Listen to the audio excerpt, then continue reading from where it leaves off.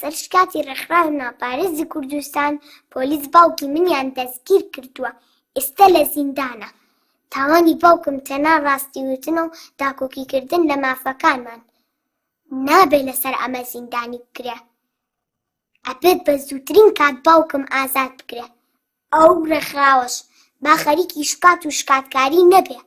با بچێ مناڵانی سەر شەقام بپارێزێ، با بچێ هاوکاری ئەو مناڵانە بکە کە لەسەر خۆڵ و خاشاکەژین. چ شەرمەزاریەکە ڕێکخراوەکان کلکاتی بۆ حیزب و دەسەڵاتەکەن و کەسانی ئازادی خواز بەگرتن دەدەن. ئاخر ئیشی ئەوان خزمەت و داکۆکیکردنە لە خەڵک، نەک کەڕەشە و هەوڵدان بۆ دێدەنکردنی خەڵک. خەیاڵیشیان خاوە. باوکی من و کەسانە نییە کە لە زیندان و هەڕەشەکردن بترسێ. هەڵبژارنەکەیان هەڵەیە.